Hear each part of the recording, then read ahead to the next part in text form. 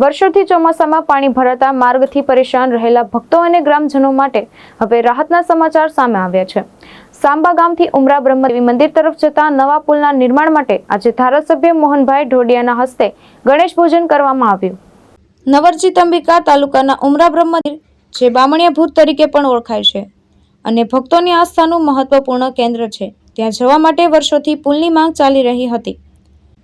આ પુલનું ખાતમુહૂર્ત અગાઉ મુખ્યમંત્રી દ્વારા કરવામાં આવ્યું હતું અને આજે ધારાસભ્ય મોહનભાઈ ઢોડિયાએ વિધિવત પૂજન કરી અંબિકાના વધામણા લીધા હતા। સાંબા ગામથી ઉમરા બ્રહ્મદેવી મંદિર સુધી બનનાર આ નવો પુલ અંદાજે 168 મીટર લાંબો હશે। તેનું કુલ ખર્ચ ₹12.50 કરોડ જેટલું રહેશે। દર વર્ષે ચોમાસામાં પાણી ભરાતા માર્ગ બંધ થઈ જતા ગ્રામજનોએ અંદાજે 15 કિલોમીટરનો ફેરાવો કરવો પડતો હતો, જે હવે પુલ બનતા દૂર થશે। આ અવસર પર વલવાડાથી સાંબા સુધી ફેમસ રોકી સ્ટાર બેન્ડ સાથે રેલી યોજાઈ હતી, જેમાં ભક્તો તથા કાર્યકરો ભારે ઉત્સાહ સાથે જોડાયા હતા। કાર્યક્રમમાં ભાજપ તાલુકા પ્રમુખ ભાવિન નાયક, તાલુકા પંચાયત પ્રમુખ શીલાબેન, જિલ્લા પંચાયત સભ્ય જીનેશ ભાવસાર, સરપંચ પિયુષ પટેલ સહિત ગ્રામજનો અને આગેવાનોની મોટી સંખ્યામાં હાજરી રહી હતી।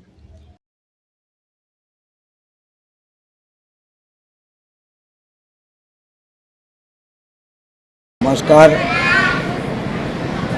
આજરોજ એટલે કે તારીખ 26/12/2025ના રોજે આપણા લોકપ્રિય માનનીય મુખ્યમંત્રી શ્રી ભૂપેન્દ્રભાઈ પટેલ સાહેબે વસરાઈ ગામે આદિવાસી ઉદ્યોગ મેળામાંથી એનું આ અંબિકા નદી પર અને અંબિકા અને ઉમરા બ્રહ્મદેવને જોડતો પુલ, એ પુલ એટલે કે બ્રિજ, એ બ્રિજનું ખાતમુહૂર્ત કર્યું હતું। એનું સ્થળ પર આજે પૂજા વિધિ અમે રાખી હતી। સમગ્ર આદિવાસી સમાજના લોકો અહીંયા આજે વાજતે ગાજતે ઉમટી પડ્યા હતા અને અહીં અમે એનું પૂજા વિધિ કરીને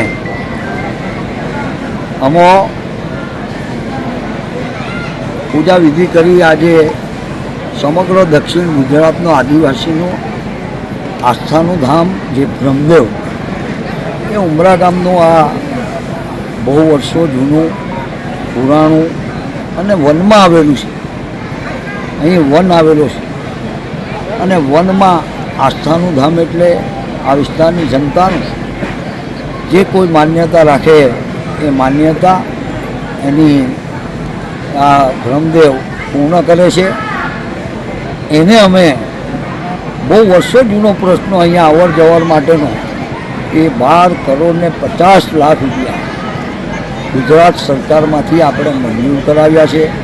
આજે અમારા મુખ્યમંત્રીએ જે ખાતમુહૂર્ત કરેલું એની અમે પૂજા વિધિ કરતાં અહીંયા તમારા નજર સમક્ષ કામ ચાલુ થઈ ગયું છે।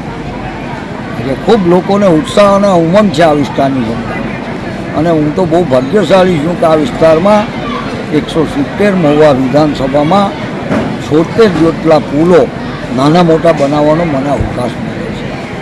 રસ્તાઓ, પીવાનું પાણી, ગરીબ માણસ માટે પ્રધાનમંત્રી આવાસ યોજના, હરેક યોજના આ સરકારમાં રજૂઆત કરીને છેવાડાના માનવીનું કાર્ય થાય એવું કાર્ય કરવાનો મને અવસર મળ્યો છે।